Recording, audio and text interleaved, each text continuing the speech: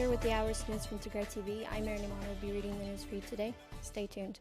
Proceeding to the details, Tigray Central Command released a statement on Wednesday 1st of December 2021. The Central Command says we have reached the final stage of the conflict with the fall of Abiy Ahmed more imminent than ever. The statement says that Abiy is forcefully drafting underage soldiers, the elderly and women, dragging them onto the battlefield with little or no training or weapons. The statement reads that Abiy's government has repeatedly ignored all calls for negotiation and that Tigray's forces have been left with no option but to break the siege on Tigray through force.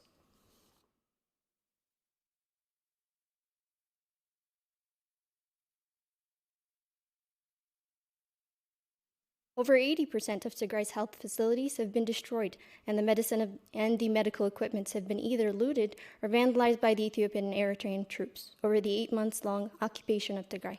The past 5 months under all-encompassing siege that has blocked off all food aid and medical assistance has made it impossible for the remaining health facilities to continue to provide care for their patients. Wooro General Hospital, located in Wooro, a town just over 40 kilometers from Ma'ala, is among health facilities unable to provide medical services to those in need.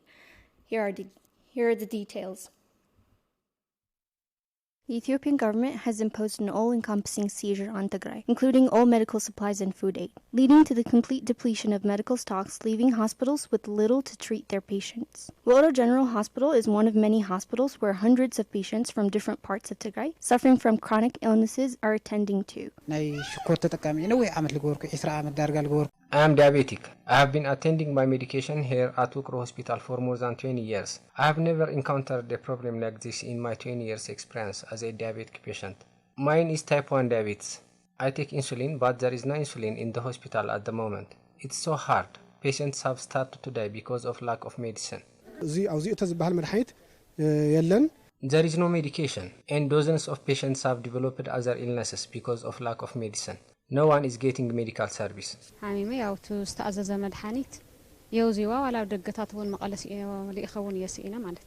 am sick, but I couldn't get the prescribed medicine. I searched everywhere, including Ma'ala, but I haven't been able to find any. I asked my doctor to prescribe alternative medication, and he did, but my health condition has not improved. No other medication but my usual prescription could help me. Khalib Siyum is a coordinator of pharmaceutical unit at Wooro General Hospital, and he says the blockade has put many in desperate situation.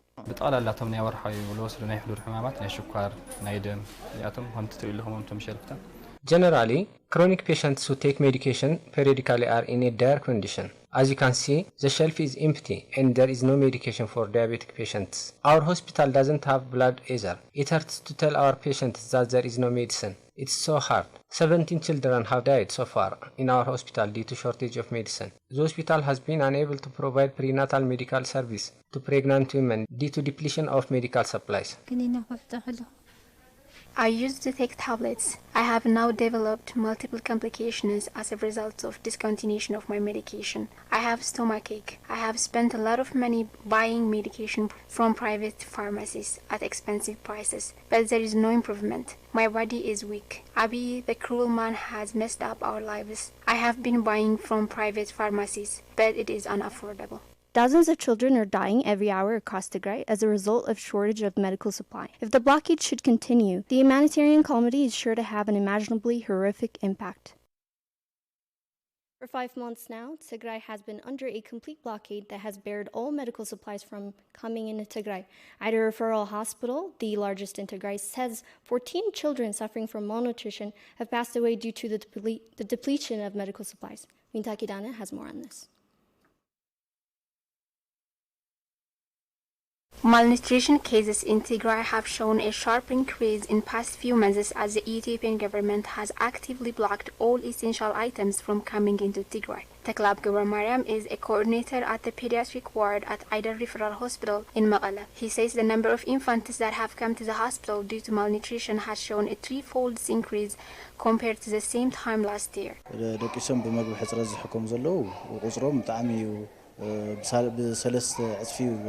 The number of children under 5 affected by malnutrition is increasing dramatically. Under 5 patients that are currently getting treatment in hospital are 3-fold the number we had last year. There is a huge difference when we compare last year and this year. We normally don't treat children with malnutrition cases unless they have additional chronic illness, because malnutrition can be easily treated in local clinics, and clinics had enough supply to treat malnutrition cases. Plus, referral hospitals are for patients with more complicated cases. But now, every under 5 baby that is affected by malnutrition is coming here, and we have no option but to treat them.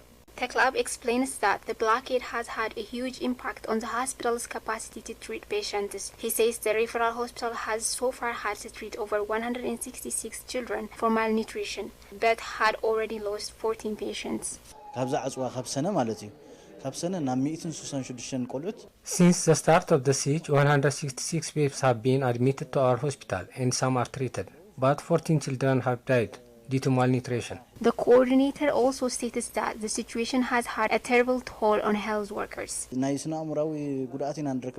can't even begin to explain the psychological pressure on the health workers here. When mothers cry, we cry with them. We are miserable. We have the skill, we can treat them, but there is no medical supply. Innocent children are dying in our hands. The worst is that what some of the children need is just simply milk, which is considered basic for infants. This is a total loss. According to the coordinator, if things continue the way they are now, the situation is sure to grossly endanger the future of Tigray. If there is no change in regarding the siege, there would be no child that could grow, and mothers will prefer not to get pregnant, because unless they have food for themselves, there is no point of getting pregnant. Even if they get pregnant and somehow give birth, the child will not have a normal growth due to lack of food. This siege has to end. According to UNICEF, over 18,600 children under the age of 5 in Tigray have been admitted for treatment for acute malnutrition, while over 70% of pregnant women and lactating mothers are said to be suffering from malnutrition. This week marks 1 year since the occupation of Tigray by the Ethiopian and Eritrean forces. Residents of Ma'ala look back at the 8 months long occupation and the harrowing human rights violation that took place. Salome Takhle reports.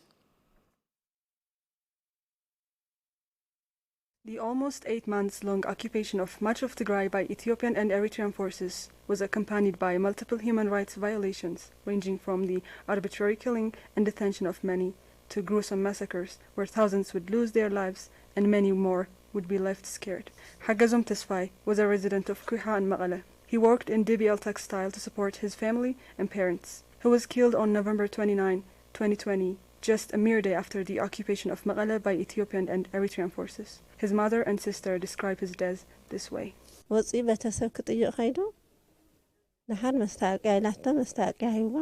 was going to visit family when a female soldier asked him to show her his identity card. He smiled with handing her his ID. Then she killed him. She said he laughed at her. She fired 5 bullets, 3 of which entered his body. He was shot at around 2 in the afternoon. The soldier who killed him would not even allow the people who were nearby to cover the body. Another resident of Kuha, Akwaram Hari, says she fled from her home as the soldiers made their way into Kuha. Her son Marasu, however, could not make it out and was killed by the soldiers. I asked my son's friends who were with him at the time what happened. They told me, we heard gunshots and went outside. A soldier happened to stand in front of us and we ran to the police station nearby. The soldiers followed us there and killed him. The people had to beg the soldiers to let us take the body. Only then we were able to bury him. In addition to killing civilians, the soldiers also robbed civilian properties, says Nugus Amara, one of many affected by the systematic looting of property in Tigray. They shot the logs 3 times first. Look, there were shoes, shirts, and pants, and they robbed them all. They killed people and even animals. They left mothers childless.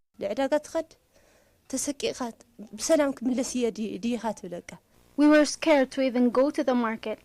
We did not know if we would make it home alive.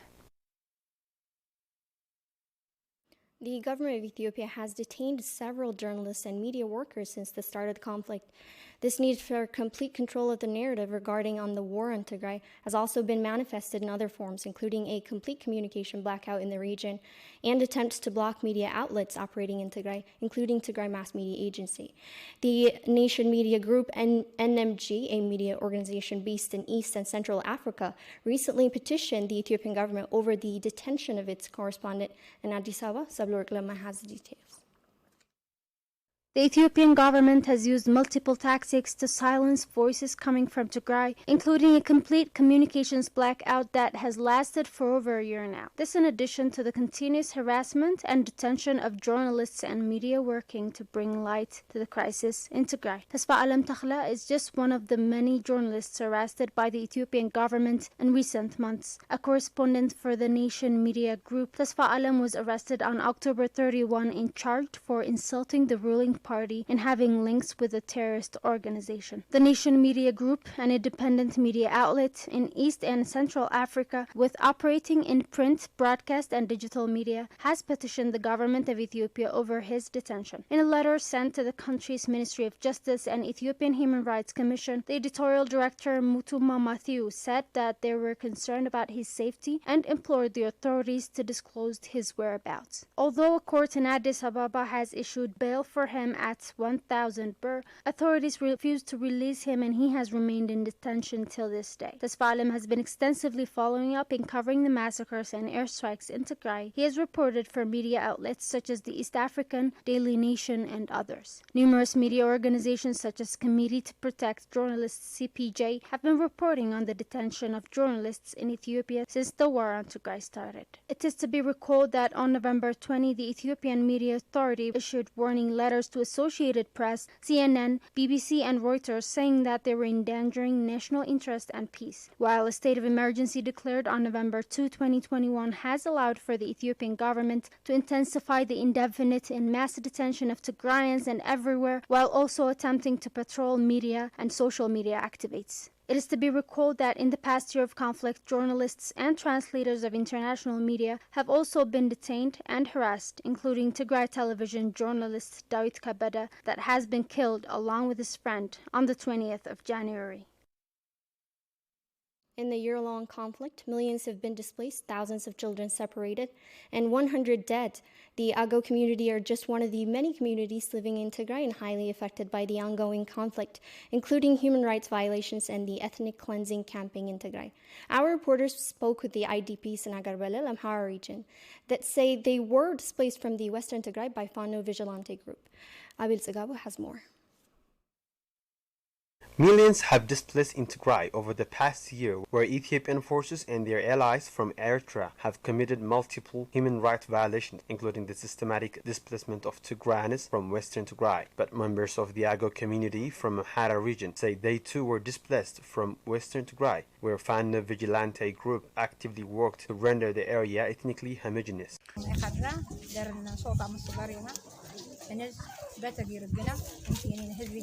I lived in Humera for 28 years. After the conflict broke out, we ran into the jungle to hide. The Ethiopian forces later came and told us to come back to our homes. But after we got back, the Fano started to assault us and loot our property. After that, we decided to leave and come to our homeland. There were also some problems here. But after the Ago forces control the town, we are safe. At least we can communicate in our own language. I was displaced from my Kadra, in district of Kafta Humera. Fano committed so many crimes. I fled at midnight because Fano started killing everyone in my Kadra. They looted all my properties, including my livestock. It was hard to reach here. They really wanted to kill us.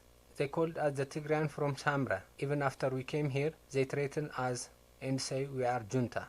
The internally displaced persons are now in Abergele in Amhara region, where Ago forces in cooperation with Tigray armed forces have liberated the area. Members of the community now say that although they have been able to find peace, the siege has affected their community, leaving many hungry and in need of medical care.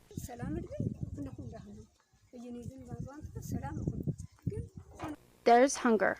Even though there is hunger, at least there is peace now.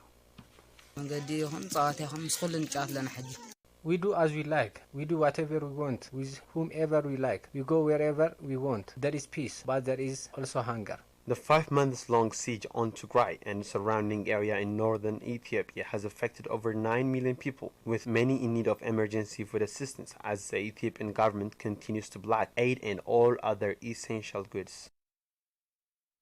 This past year of conflict has seen millions displaced primarily due to an ethnic cleansing campaign by the Amhara forces in western Tigray. Now, towns and cities across Tigray find themselves flooded by internally displaced persons with no humanitarian aid or medical care available. Our reporters were in Abiyi-Adi, home to over 40,000 IDPs that siege has made living conditions unbearable. Bethlehem Ayala has more. The past year of conflict has been marked by horrific human rights violation, including an ethnic cleansing campaign that saw over 1 million people displaced from western Tigray alone. For over a year now, those internally displaced persons have been sheltered in repurposed facilities across Tigray, where aid or medical care has hardly been available. Abiyi-Adi, just 100 kilometers west of Maqala, is currently housing over 40,000 internally displaced persons that have received very little support in terms of basics such as food or medicine. We have no food, clothes, medical supplies, or even shelter. We are in distress and the world should see our suffering.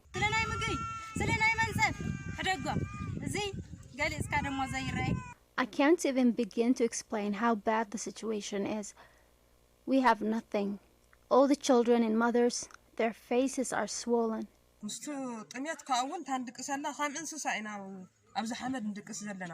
sleep on the floor like animals. There are pregnant women and mothers with newly born babies that need clean water here. However, we can't even clean up. On the top of all of this, we are hungry. There is no food. We are in a horrible situation. The IDPs stated that if they are not able to get medical care, the situation could get worse and that many could lose their lives. There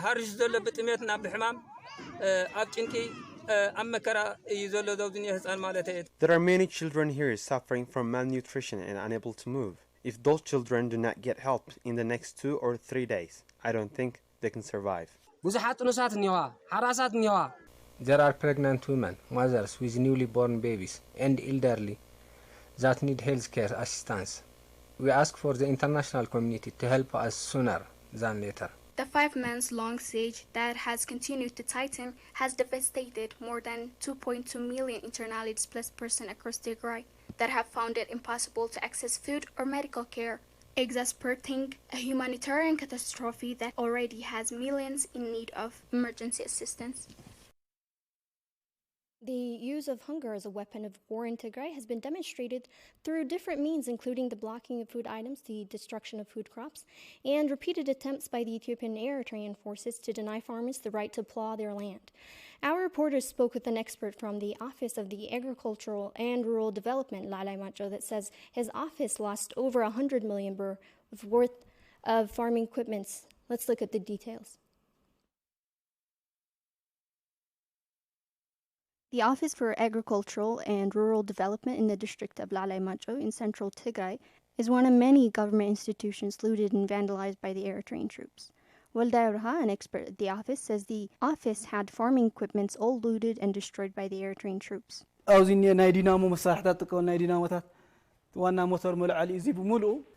machine was used for cleaning crops. Since the Eritrean troops took the starting motor of it is now completely out of use.